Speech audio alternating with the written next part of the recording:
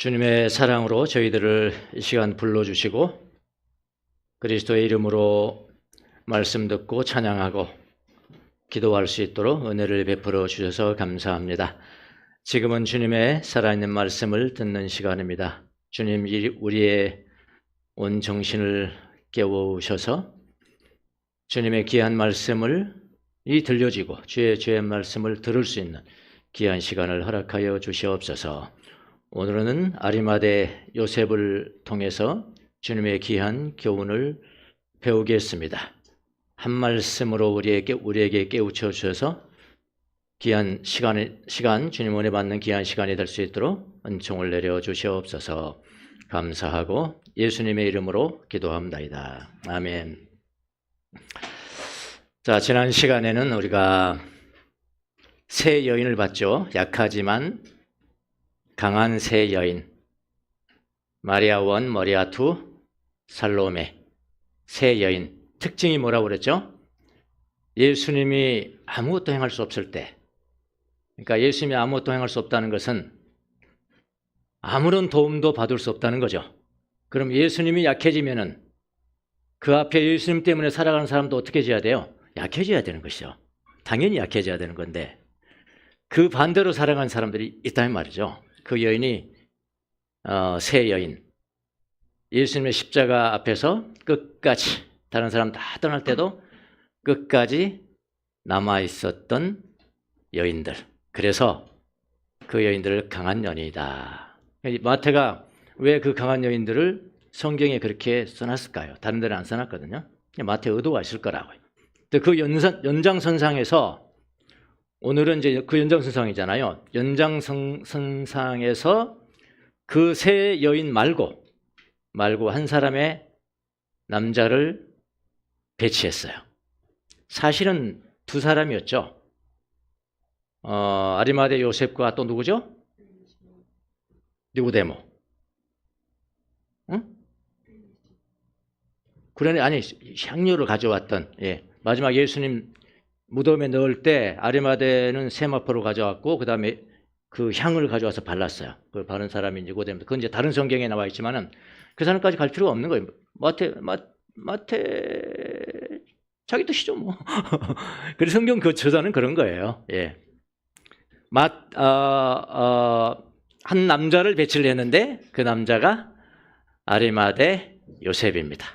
오늘 우리가 볼 사람이에요. 아리마대 요셉. 자, 성경에 보면 57절에는 아리마대를 이렇게 소개하고 있습니다. 날이 저물었을 때, 날이 저물었을 때, 이거는 마태만 있는 겁니다. 마태복음만. 날이 저물었을 때 아리마대 출신으로 요셉이라고 하는 부자가 왔다. 그도 역시 예수의 제자다. 이런 이야기는 다른 성경에는 전혀 없거든요. 마태가 아리마대 요셉을 소개할 때 날이 저물었을 때 그랬어요. 날이 저물었을 때.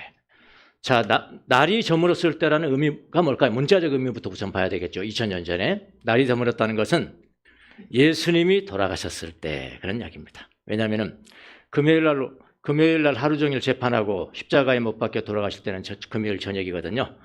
그리고 토요일 하루 무덤에 묻힙니다. 정확하게 시간을 따진다면은 하루 무덤에 묻히고 주일날, 토요일 다음이니까, 안식일 다음이니까 주일날 새벽에 예수님이 부활하세요. 그래서 여기에 나오는 이제 날이 저물었을 때라는 문자적인 의미는 예수님이 돌아가셨을 때 그런 겁니다. 자, 예수님이 돌아가셨다는 것은 상황이 끝이요. 상황이 끝났습니다. 그 전까지는 난리가 났죠. 그 앞에 뭐 예수님을 반대하는 사람들로부터 반대하는 사람이 훨씬 많았겠죠. 그 다음에 갈릴리에서 온 팬덤이 있었죠. 많은 여인들이 있었고요. 그 많은 여인도 다 돌아갔어요, 이제. 왜? 날이 저물었으니까. 예수님도 지고, 군사들도 다 떠났고, 여인들도 떠났고, 세 여인 빼고 다 떠났을 그때입니다. 그때 누가 나타났냐면은 아리마대 출신 요셉이라고 하는 한 부자가 그때 나타난 겁니다. 그러니까 여인들하고 좀 비슷하죠? 사람들은 신앙이 좋을 때, 이걸 이제 대낮으로 제가 평가를 할게요. 여기는 굉장히 시적인 표현을 썼어요, 마태가요. 자, 이거는 직접적인 것은 예수님 십자가에 돌아가시고 나서 진짜 아무것도 할 수 없죠. 이제는 십자가에서는 말씀이라도 하셨죠. 마지막 말씀을 다 이뤘다라고 말씀이라도 하셨죠. 돌아가셨으면 그 한 말씀도 못할 그때 처절하게 밤이 온 거죠. 예, 그때를 말한 거예요. 이렇게 그때를 말하고 문자적으로는 그런데 상당히 마태가 시적인 표현을 저는 썼다고 생각합니다. 이 우리의 모든 신앙생활이 어두워졌을 때 그런 이야기죠.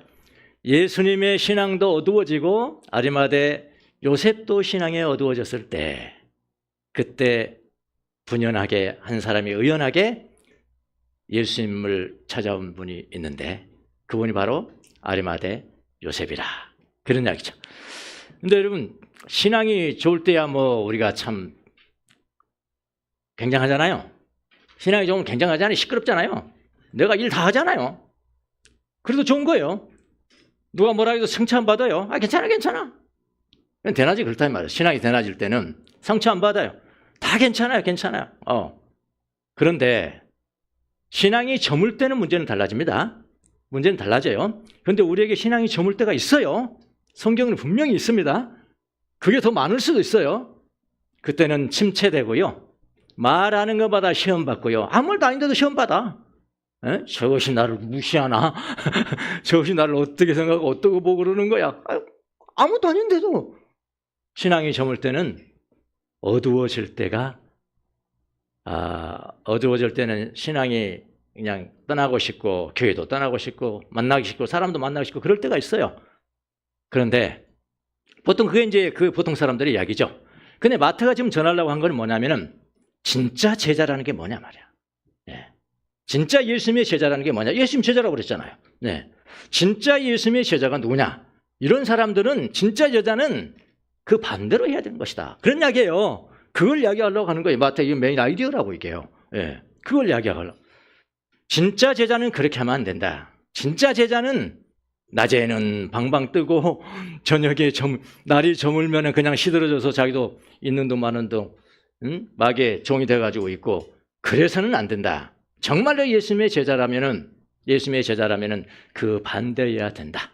예수님이 신앙이 어두웠을 때 자신의 신앙이 어둡고 자기 모든 상황이 잘 안 돼가고 어두워졌을 때 그때도 주님에 대한 사랑을 절대로 버리지 않고 그때도 예수님에 대한 믿음의 행위를 절대로 바르지 않고 한결같아. 그의 믿음과 사랑이 한결같은 사람 있죠? 있어요. 저 사람은 아주 잘 될 때도 그냥 똑같고 그냥 못될 때도 똑같은 사람이 있어요. 그런 사람이 되어라. 이런 이야기예요. 지금 마태가 하고 싶은 게요. 무슨 말인지 아시겠죠? 예, 마태가 진짜 이야기하고 싶은 것은 그런 때입니다. 신앙이 좋지 않을 때, 날이 저물었을 때, 날이 어두울 때는 나도 침체되고 움직이기도 싫고 만나기도 싫고 하지만 예수님의 제자들은 그렇게 하면 안 된다. 예수님의 제자는 가장 상황이 좋지 않을 때도 예수님에 대한 사랑과 믿음을 거두지 아니하고 다시 말하면 한결같은 삶을 산다는 것을 오늘 마태가 본문을 통해서 가르쳐주는 겁니다. 그게 뭐라고요? 하나님의 뜻이라고요. 여러분을 향한 하나님의 뜻이랍니다. 근데 현대 교인들은 어떻게 합니까? 만사형통만 갈망하잖아요. 솔직히 말하면 만사형통만을 갈망하고요. 예수 믿는 사람들은 마땅히 꽃길만을 걸어야 돼. 예수 믿는 사람들은 그렇게 돼 있다는 거야. 그렇게 돼 있어. 지도자들도 그렇게 가르치니까. 예수 믿는 사람들은 항상 마땅히 꽃길만이 걸어야 된다고. 그러니까 영적 단맛 중독증에 걸려있는 성도들에게 오늘 말씀은 주옥 같은 가르침입니다. 잘 한번 들어보시고 나도 마태 같은 사람, 요셉 같은 사람이 돼야 되겠다. 그런 다짐이 있으시길 바랍니다. 6세기 사막의 수도사 중에 리비아 출신 이름은 스테판이라는 사람이 있었습니다. 스테반이라는 사람이 있었는데 워낙 탁월하게 수행을 했어요. 사막에서. 수고하니까 영성이 깊고요. 그 다음에 덕이 너무나 탁월하고 덕이 너무나 탁월하고 분별의 은사를 받고요. 분별의 은사를 더 중요한 은사는 뭐냐면은 병 고치는 은사를 받았습니다. 이분이 그래서 뭐 병을 그냥 손만 얹으면 낫는 거야. 그래 얼마나 많은 사람들이 그 사람을 찾아왔겠어요? 그런데 정작 정작 자신이 병에 들게 생겼는데, 병에 들었는데 무슨 병 이름인지는 모르겠지만 큰 궤양을 드러내야 될 정도의 그런 병을 걸린 겁니다. 스테반이. 그래서 스테반이 이제 이거를 고치기 위해서 이제 수술을 하는데, 의사가 이제 수술을 하는데, 수술을 하고 놔두고, 자기는 뭘 했냐면은, 그 당시에는 새끼 꾸는 거 있잖아요. 무슨, 식물 가지고 새끼를 계속 꾸고 있는 거예요. 지금 수술하는데, 궤양을 드러내는 수술을 하고 있는데, 자기는 그걸 새끼를 꾸면서 옆에 사람하고 같이 대화를 하는 거예요. 마치 지금 수술을 받는 사람이 내가 아니야. 내가 아니고 다른 사람인것처럼 그렇게 수술을 하는 거예요. 그럼 우리 사람들이 얼마나 놀랐겠습니까? 그 사람들이, 야, 저렇게 영성이 깊은 사람도 병 걸리네? 저런 영성이 깊은 사람도 병 걸리네? 그러면서 의아하게 생각을 했더니 이분이 뭐라고 그랬냐면은, 여보시오. 내가 이렇게 병 걸려서 수술받는 위중한 상황에 처한 것을 너무나 부끄러워하지 마십시오. 하나님께서 하신 일에는 악한 의도가 하나도 없습니다. 하나님이 이루신 일에는 다 선한 의도만이 있습니다. 하나님이 무슨 뜻이 있으시겠죠? 혹시 내가 이 세상에서 지은 죄 때문에 내 지체가 벌을 받아야 되는데 하나님 앞에 가기 전에 미리 받아버린 것이 얼마나 좋다고 생각하기 때문에 받은 것인지 누가 알겠어? 그러면서 웃었다는 거예요. 예. 무슨 말씀인지 아시겠죠? 여러분은 지금 모든 상황이 저물어갈 때, 요셉은 날이 저물어갈 때인데 우리는 상황이라고 합시다. 우리를 둘러싸고 있는 모든 상황이 저물어간다고 생각할 때, 어두워간다고 생각할 때 여러분의 신앙은 안녕하십니까? 그걸 우리가 요셉을 통해서 한번 보도록 하겠습니다. 아리마대 요셉의 신앙을 한번 살펴볼게요. 그의 신앙은 한마디로 말한다면은 어려울 때 빛을 발하는 신앙이었습니다. 그런 사람 있죠? 분명히 있습니다. 그런 사람 잘하는 거예요. 오늘 성경. 신앙이 악화될 때 빛을 발하는 사람이 있어요. 더 뭔가 안 될 때 혼자 빛이 나는 사람이 있어요. 56절, 58절 보겠습니다. 성경 2절 한번 보겠습니다. 오늘.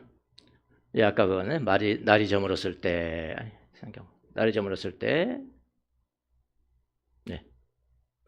아리마대 출신으로 요셉이라고 하는 한 부자가 왔다. 부자입니다. 그도 역시 예수의 제자로 딱 못 박았어요. 마태는요. 예수의 제자입니다. 저는 이거 젊었을 때 40, 50대 막 그 집회 다니고 그럴 때 이 말씀 가지고 얼마나 제가 은혜를 받은지 모릅니다. 그래서 제가 설교한 적도 아마 여러분 기억하신 분들은 기억하실 거예요. 숨겨진 제자들. 예. 그 숨겨진 제자들하고 얼마나 가서 유학생들한테 복음 전했고요. 여러분의 전문서를 가지고 이 세상 나가서 할 때 예수 믿는다. 나는 예수 믿어요. 예수 믿어. 그렇게 소리칠 필요 없습니다. 여러분의 행위로, 여러분의 일로 예수님을 말하십시오. 이게 숨겨진 제자입니다. 주님은 오늘날 이런 사람을 부르고 계십니다. 젊었을 때거든요. 아리마대 이제 요셉이 젊었을 때입니다. 역시 제자다. 이게 숨겨진, 이거는 제 생각으로는 제가 제일 먼저 붙인 것 같은데요. 숨겨진 제자가 되라는 게. 예. 숨겨진 예수님의 제자이다. 이 사람이 이제 나이가 들었어요. 나이가 들고 더구나 예수님께서 돌아가셨네. 날이 저물죠. 그러니까 이 사람이 빌라도에게 가서 예수의 시신을 내어달라고 청하니 빌라도가 내어주라고 명령. 자, 이 말을 잘 이해를 하셔야 돼요. 이 상황을 잘요. 이 사람이 빌라도의 장당에 나타납니다. 자, 아리마대라는 것은 지역 이름입니다. 지역 이름이에요. 아리마대 출신의 요셉, 막달라 출신의 마리아. 아까 뭐죠? 우리 비조딤이나 디 본관의 출신의 그렇게 이야기하는 겁니다. 이 사람도 아리마대 출신. 아리마대는 예루살렘에서 한 30km 정도 떨어진 작은 도시라고 합니다. 이 작은 도시에서 이 정도의 인물이 나왔으면 굉장한 거죠. 사실 이제 플랜카드 붙이고 그랬을걸요. 뭐가 됐을까요? 오늘날로 말하면 고등고시 다 합격한 겁니다. 그래서 사내들인 회원이 된 겁니다. 사내들인 회원은 아무나 되는 게 아니에요. 예. 사내들인 회원은 아주 쉽게 말한다면 우리나라 국회의원도 되고요. 법을 만들고 뭐 하고 그러니까 국회의원도 되고 법관도 되는 거예요. 사법부도 되는 거예요. 대법원까지 같이 겸해요. 그런 사람들입니다. 이게. 그러니까 아무나 뽑히는 게 아니에요. 사내들인 회원입니다. 아리마대 요셉이. 그러니까 굉장한 인품을 갖췄고 또 다른 성경에는 의롭다 그랬어요. 의롭다. 여기는 부자만 있지만은 의롭다. 인품이 탁월하다. 그리고 부자다. 청부겠죠. 청부. 예, 그런 사람이라고 이 성경은 소개를 하고 있습니다. 그러니까 이 사람이 젊어서 예수님을 믿은 거예요. 사람들은 회원이 있다가 예수님을 믿은 겁니다. 이 사람은 정말로 예수님을 확실하게 믿었어요.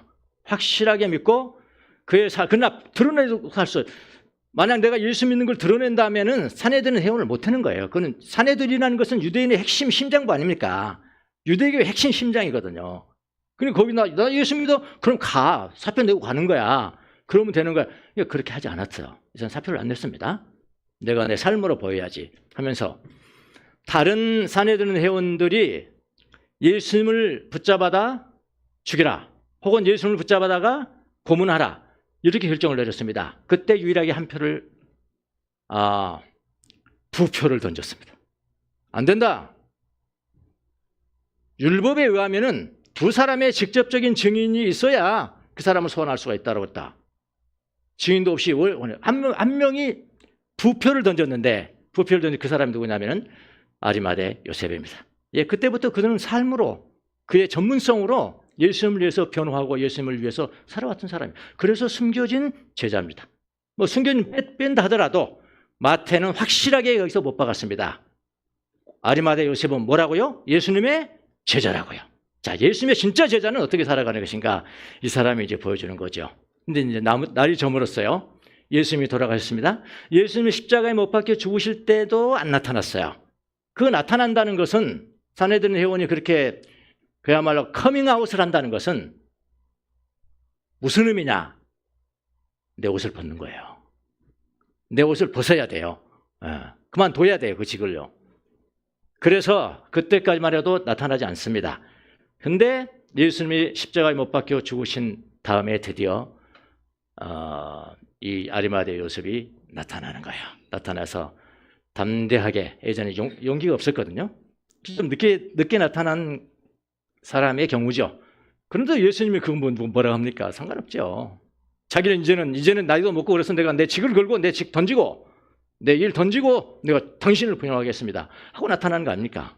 그래 나타나가지고 빌라도에게 향합니다. 빌라도에게 예수님의 시체를 달라고 말해요. 여기 이제 문화를 좀 아셔야 되는데, 문화는 어떤 문화가 있냐면은 예수님이 그 당시는 정치범이잖아요. 정치범들이 돌아가실 때는 이렇게 개인 묘지에 못 묻힙니다. 못 묻히고 자기 무덤이 있다 할지라도 정치범은 어디에다 두냐면은 다 공동묘지예요. 범인적인 건데 뭐 개인 묘지 허락하겠어요? 공동묘지로 다 가는 공동묘지 다 가는데 단 예외가 있습니다. 아주 유력한 자가 그러니까 요즘 말하면 돈 있고 빽 있는 사람이, 돈만 있어도 안 돼요. 돈 있고 빽 있는 사람이 와서 특별하게 부탁할 때는 내어주어라. 그런 건 안 나왔잖아요, 여기요. 그런 그 당시였다고요. 그러니까 이거 못 가는 거예요. 그냥 아리마대 요셉이 가서 아주 담대하게 모든 빽을 다 동원해서, 근데 자기 그만둘 생각을 하는 거예요. 시체를 달라 하고 예수님을 변호합니다. 자, 이 행위, 빌라도에게 내 시체를 달라고 하는 행위, 이 행위 자체가 사실은 그 당시에 이 요셉이 예수님을 사랑하는 사랑의 모든 행동이었어요. 예수님을 믿는다는 믿음의 모든 행동이었다니까요. 이제는 그만둬야 된다니까요. 자기가 하는 일도 그만둬야 된다니까요. 손가락질 받을 수 있겠죠. 왕따 당할 수 있겠죠. 유대인들한테. 그렇게 이 사람이 한 겁니다. 그러니까 이 신앙을 우리가 염두에 둬야 돼요. 그냥 아리마대 요셉 그 정도로 넘어갔잖아요. 그 정도로 넘어갈 사람이 아닙니다. 이 사람을 우리가 본받아야 돼요. 예, 이렇게 이야기를 했습니다. 그리고 예수님의 시체를 넘겨받은 후에 요셉은 깨끗한 세마포로 싸맸다고 그랬죠. 깨끗한 세마포로 싸매고 그 다음에 자기 가족 묘지, 정확하게 성경이 정확하게는 자기 가족 묘지가 있는데 새로 샀어요. 가족 묘지는 어떻게 생겼냐면 여러분 예루살렘 가보시면 꼭 공동묘지를 가보셔야 된다. 이스라엘 묘지가 어떻게 생겼는가. 예. 입구가 있어요. 입구를 파겠죠. 입구를 파고 우리 같이 이렇게 평토장이 아니에요. 이 땅 속으로 들어가는 게 아니고 땅 위에 바위 같은 걸 뚫는 거예요. 바위를 이렇게 문을 만들고 거기를 뚫어요. 뚫고 이 안에 들어가서 넓게 만듭니다. 넓게 만들고 그 다음에 그 벽에는 시체가 들어갈 수 있는 이 칸을 다 만드는 거예요. 아버지 거, 어머니 거, 내 거 이런 식으로 쭉 자기 가족이 몇 명인지 모르지만은. 근데 아리마대 요셉이 이 무덤을 새로 산 거예요. 그러니까 새 무덤입니다. 새 무덤. 아무도 들어간 적이 없어요. 근데 사실 자기가 제일 먼저 들어가야 되거든요. 자기가 들어가고 샀는데 자기가 들어갈 자리에 누구를 줬냐면은 예수님 앞에 양보를 한 겁니다. 자, 이 행위는 무슨 의미가 있을까요? 이 행위 자체는 지금 예수님을 향한 사랑의 마음이 깃들어 있는 거죠. 아주 정성스럽게 싸서 요셉의 정성스러운 장례, 이건 어떻게 보면요 하루짜리입니다. 하루짜리. 그때 토요일 날 이제 무덤에 있는 건 토요일 날 묻히고 있는 거거든요. 토요일 날 하루짜리 어떻게 보면은 시간으로 따지면은 뭐 한 27, 8시간 되겠까? 48시간도 안 된다고요. 예. 그 무덤에 계신 곳이 48시간도 안 된 그 일을 하셨으니까 어떻게 본다면은 쓸모없어 보이는 헌신 아닙니까? 쓸모가 없어요. 이거 하루니까 하루요. 하루 정도 없어 보이는 헌신을 이분이 한 거죠. 그런데 나중에 보면은 이 자그마한 것이 쓸모없는 것이 아니라 뭐가 됐냐면은 예수님이 부활하는 무대가 된 거죠. 정말 아름답게 쓰임 받은 거죠. 예수님이 부활한 무대가 됐다니까요. 누가? 그 무덤이. 그 새 무덤이 예수님이 부활하는 무대가 됐다. 그게 알려졌으면요. 지금 안 알려졌으니까 이스라엘이 저렇게 살지 난리 났을 거예요. 예수님이 부활하신 무덤이 있으니까 거기에요. 얼마나 많은 전 세계인들이 가겠어요. 이스라엘 부자 되는 거죠. 다행히 안 알려져서 그냥 일반 무덤만 여러분이 가면 볼 수가 있습니다. 네, 하나님은 그런 분이십니다. 그리고 요셉이 예수님의 부활을 기다리고 이거 한 것입니까? 예수님 부활하실 거야. 나는 부활의 신앙이야. 부활하는 신앙. 그런 말 해본 적이 없어요. 네, 부활 그 기대도 하지도 않았어요. 그냥 진심으로 정말 묻었다고요. 진심으로. 그런데 하루하고 그냥 그 부활의 무대가 되어버린 거라 이 말이죠. 여러분, 날이 저물어 갈 때, 우리의 상황이 어두워갈 때 우리의 믿음 행위가 이때 필요한 것입니다. 이때 우리의 믿음 행위가 필요하고 이때 우리의 사랑 행위가 필요한 거예요. 하나님께서는 가장 조용한 헌신을 기억하세요. 여러분도 이런 제자들이 되시기를 바랍니다. 요즘 우리 교회가 제가 보기에는 가장 어려울 때입니다. 어떻게 보면은 교회를 함부로 이전한다는 게 그게 쉬운 일이 아닙니다, 여러분.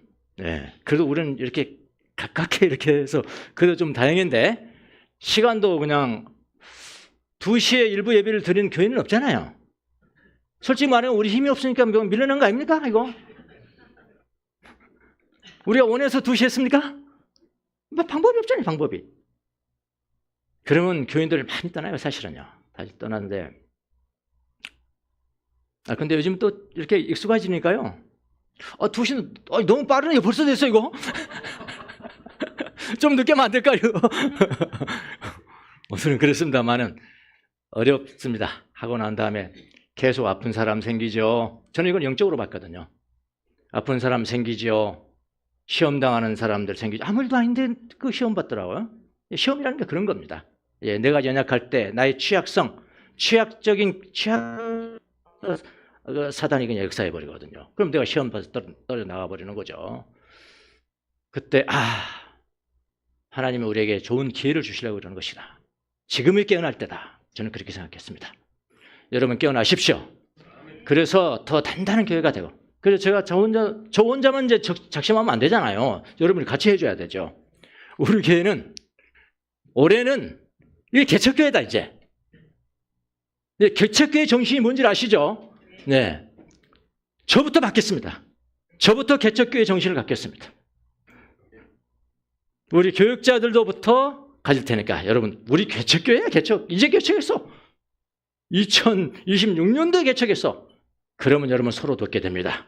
서로 서게 되고요. 서로 초보자가 되고요. 그럼 주님의 말씀을 듣고요. 그리고 주님 앞에 훈련받고요. 그러면 서로 세워지게 돼. 다 늙을 때 문제가 되는 거라고요. 신앙이 늙을 때도 항상 문제가 되는 거라고요. 신앙이 초보자일 때는 그건 무너지는 법이 없어요. 지금이 우리가 저물어 갈 때입니다. 이때 여러분의 신앙도 저물어 가서 가짜 제자 되지 마시고 여러분의 신앙은 분연히 서서 마리아처럼 요셉처럼 가장 어두울 때 빛나는 그런 성도들이 되어주시란 말이에요. 그게 진짜 제자란 말이에요. 예. 아리마대 요셉은 그렇게 했습니다.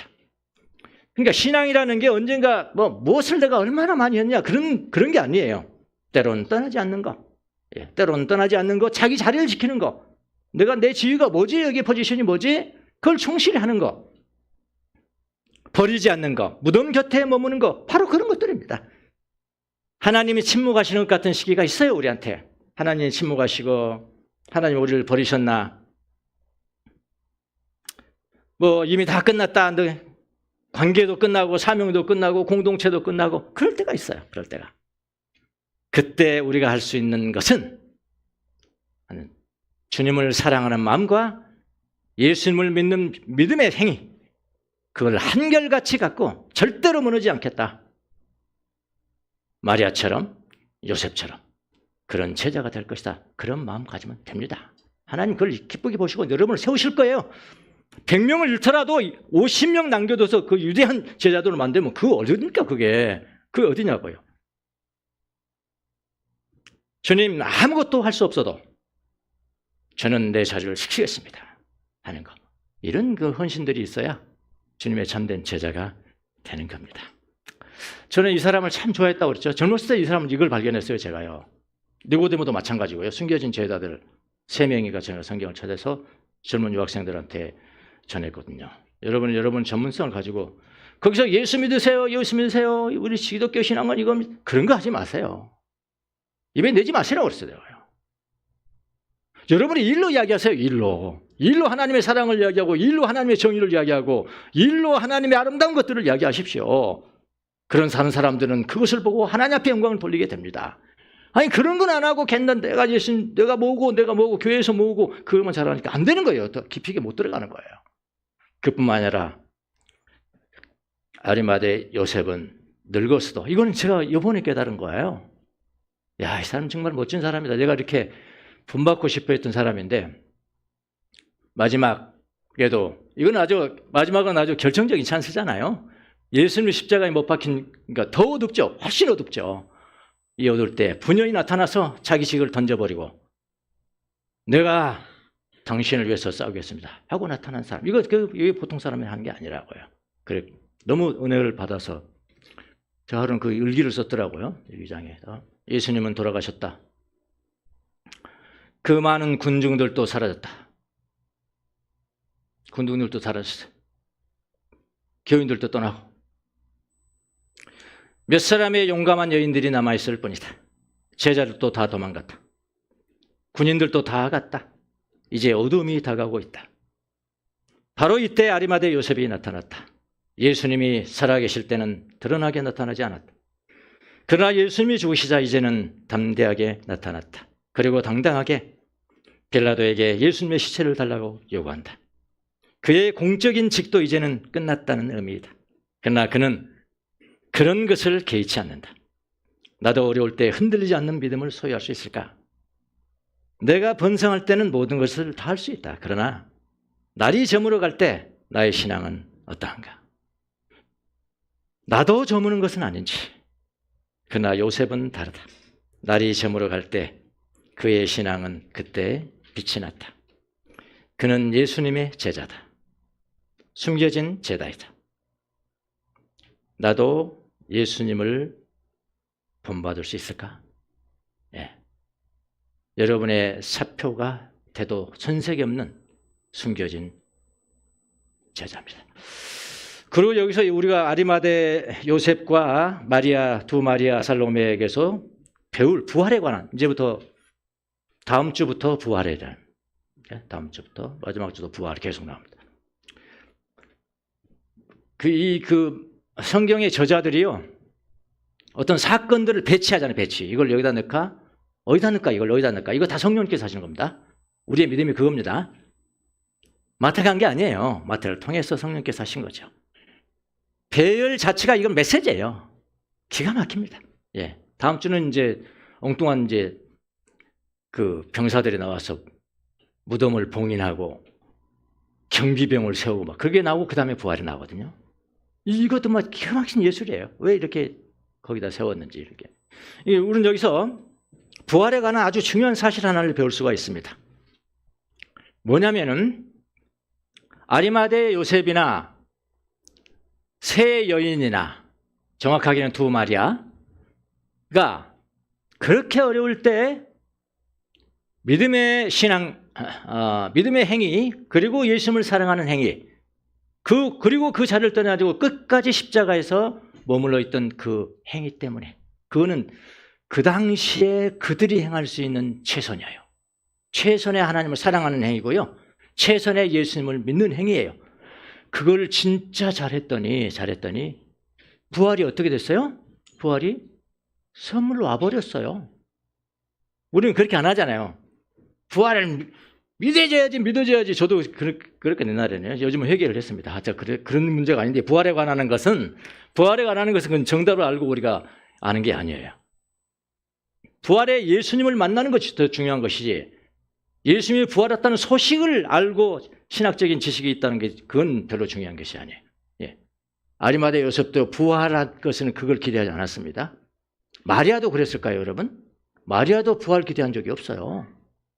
마리아가 부활절 아침 새벽에 갔죠. 무덤에 갔죠. 뭐 때문에 갔을까요? 뭐 때문에 갔을까요?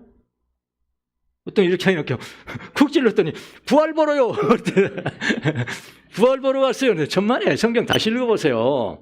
부활은 한마디 안 나와요. 부활에 몰라요. 제자들도 듣고도 잊어버렸는데요. 3일 만에 부활할 것이다 한 걸 다 잊어버렸어요.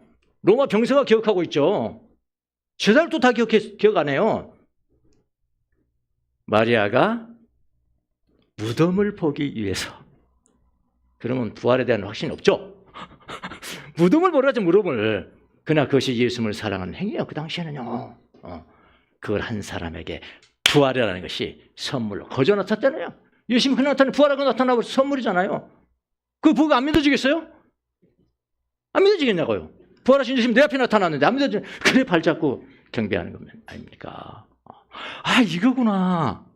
나는 그동안에 성도들한테 그렇게 안 했거든요. 저는 부활이 믿어집니다. 부활이 믿어집니다. 여러분 믿어지십니까? 그럼 잘 안 믿어지는데, 그러면, 그러면 구원도 좀 체크해 봐야 되겠는데요? 그런데, 여러분, 우리가 믿는 예수님은 이미 부활하신 분 아닙니까? 그 부활하신 분이 내 속에 계시는 게 믿음 아닙니까? 그럼 우리가 다시 부활하는 것은 무엇 때문에? 부활하신 예수님 때문에 부활하는 거예요. 부활 신학을 알아서가 아니에요. 알면 더 좋겠지만은. 무슨 말인지 모르시는데, 그럼 다음 주에. 이거 굉장히 여러분을 자유케 하는 메시지예요. 부활에 관한 신학. 제일 하여튼, 아주 부활하는 걸 잘 모르면은, 의붓 아들같이. 교회에서 있어. 그래, 안 그래요? 네. 나는 왜 안 믿어지는 거야? 나는 왜 이렇게 안 믿어지는 거야? 안 믿어지면 나는 이건 분명히 잘못된 거야. 완전 잘못된 거야. 조금 잘못된 거야 하면 괜찮은데, 나는 완전 잘못된 거야. 이건 정체성의 문제잖아요. 난 크리스찬 아닌 거야? 아니, 부활은 그렇게 믿어지는 게 아니야. 자기의 삶을 충실하게 살아야 돼. 내가 지금 예수님 믿고 예수님 믿는 행위, 예수님을 사랑하는 행위, 지금 여기서 그대로 하면은 부활에 부활하신 주님이 저절로 나타나 버렸다니까. 저절로 나타나 버렸. 때가 오겠죠. 누가 정답을 다 알고 신앙생활합니까? 정답 모르고 해요. 가면서 배우는 거예요. 삶을 통해서 배우고 배움을 통해서 살고요. 그렇게 하는 거라고요. 신앙도 저는 마찬가지라고 생각합니다. 그래서 내가 다짐한 게 있습니다. 뭘 다짐했느냐? 이제부터 우리 성도들의 당신 부활 믿어지십니까? 그런 질문은 절대로 안 할 것이다. 요즘 집사님 마음 가운데 계신 부활의 주님 만나고 계십니까? 그런 질문을 할 수 있어요. 이미 내가 계시니까. 그럼 안 계신다고 그러면 그건 좀 진짜 체크해야죠. 네. 그러나 부활하신 주님, 부활에 대해서 믿어요? 이런 식으로 직접적으로 질문하고 그것은 전 이제 안 할 겁니다. 안 해요. 제가 이제 그 티칭 메소드가 잘못된 거죠, 사실은. 부활은 그렇게 되어지는 게 아니라고요. 네. 부활을 선물로 받는 겁니다. 우리도 지금 마찬가지입니다. 지금 여기서 믿음의 삶을 사십시오. 예수님 사랑하면서 사세요. 아직 안 풀리는 문제 억지로 풀려고 하지 마세요. 부활 잘 안 풀어지십니까? 놔두세요. 그러나 예수님은 알잖아요. 예수님은 사랑할 수 있잖아요. 예수님 믿음은 알 수 있잖아요. 맨날 배우잖아요. 예수님 이렇게 말씀하십니다. 예수님. 만약 그렇게 된다면 우리가 다 정답을 알고서 신앙생활하는 건 아니에요. 저도 마찬가지입니다. 저도 지금 배워요. 새로 알고 옛날에 잘못됐는데 이렇게 가르치면 안 돼. 지금 고백하잖아요. 이렇게요. 예. 저는 부활해서 그렇게 생각했어요. 그게 아니라니까. 막달라 마리아도 부활 보러 간 게 아니고 무덤 보러 간 거예요. 아리마대 요셉이 하루 만에 부활한다면 그걸 글쎄 다른 방법을 했을 것 같은데. 아니 예수님이 하루밖에 안 계신단 말이에요. 여기에 내 무덤에. 진짜 그거는 성실을 다했어요. 네. 아직 안 풀리는 거 억지로 풀려고 하지 마십시오. 살면서 배우고요. 배우면서 살아가는 것입니다. 언젠가는 여러분 마음 가운데 계신 부활하신 예수 그리스도 그분이 살아계신다면 부활도 자연스럽게 부활 신앙도 자연스럽게 선물로 주어질 거예요. 마음이 좀 편안하십니까? 편안하셔야 되는데 안 편하면 또 문제인데 이거. 아니야 나는 분명히 막 부활을 이렇게 막 딱 와버리는 거 그거야. 그건 아니라니까요. 그게 아니라니까요. 성경 보면. 예. 오늘은 3분의 1만 할게요. 다음 주도 있고 다음 주도 있으니까. 부활에 대해서 여러분의 마음 편안하게 해드리겠습니다. 그리고 전 절대로 직접적으로 막 다그치고 하는 거 앞으로 안 할게요. 앞으로 그렇게 배우면서 사시기를 바랍니다. 좋은 시 하나 우리가 이거 다음에 뭐가 있었죠? 이 시의 의미부터 우리 한번 보도록 하겠습니다. 자, 시의 의미를 먼저 이렇게 보고 시를 감상하는 게 좋을 것 같아서요. 한번 보십시오.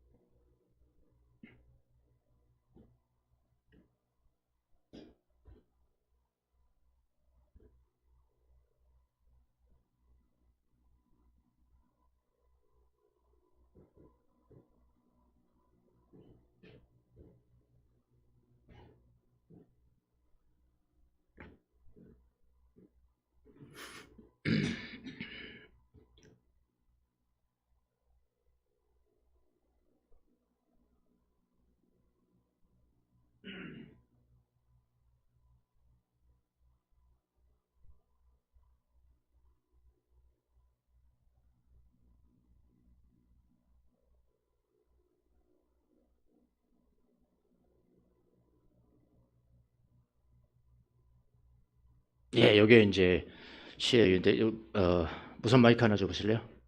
무선 마이크. 우리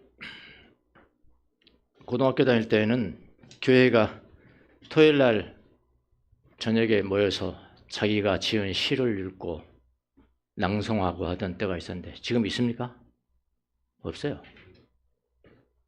지금 학생들이 그 당시에 우리 중고등학교 다닐 때 그 학생들보다 신앙이 더 좋다고 말할 수 있습니까? 예. 근데 왜 그런 건 없죠? 시 낭송하고 막 울기도 하고요. 아니 그 뭐 성경 아니고 그냥 시서 해가지고 뭐 문학의 밤? 뭐 맞죠?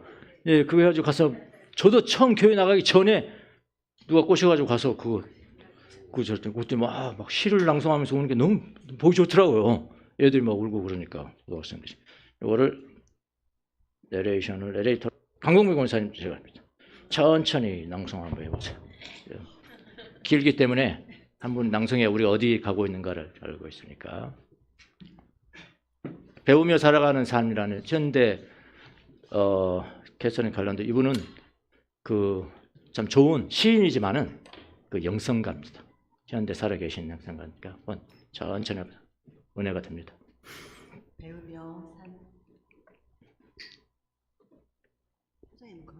배우며 사는 삶.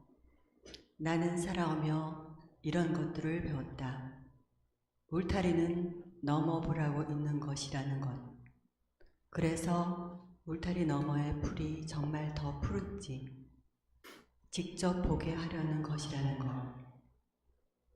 밤에 집을 나와 발끝으로 쭉 몸을 들이면 떨리고 있는 별에 닿을 수도 있고 젊고 밝은 달과 장난칠 수도 있다는 것도 배웠다. 나는 마음이 우주와 같다는 것을 배웠다.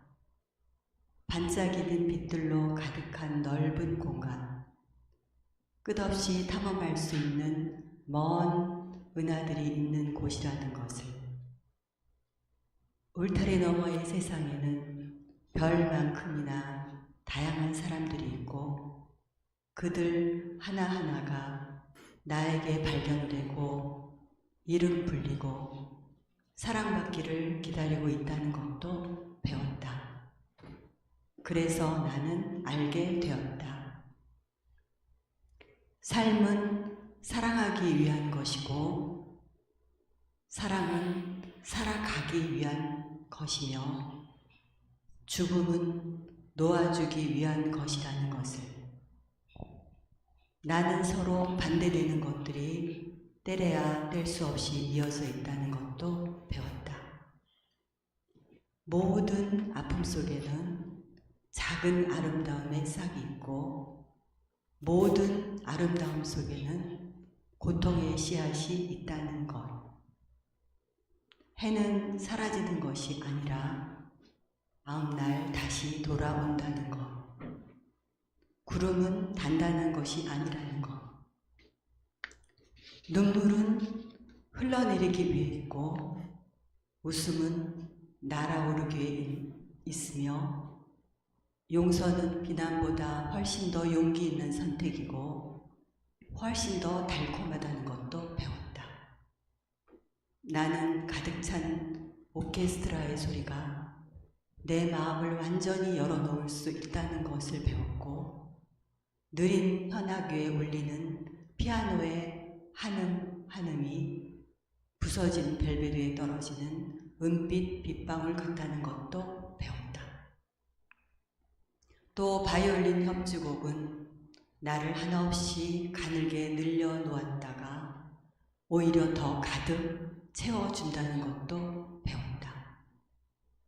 나는 모든 것이 자기만의 언어를 가지고 있다는 것을 배웠다. 새들과 짐승들, 풀들까지도 조용히 귀 기울여 들으면 침묵의 음악 속에서 하나님의 소리를 들을 수 있다는 것.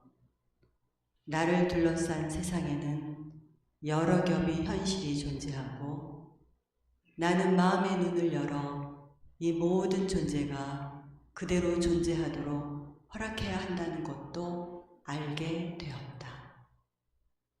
그리고 나는 기쁘다. 이 모든 것을 누군가가 미리 말해주지 않았다는 것이, 그랬다면 나는 이렇게까지 잘하지도, 이렇게까지 멀리까지 뻗어가지도 못했을 것이다.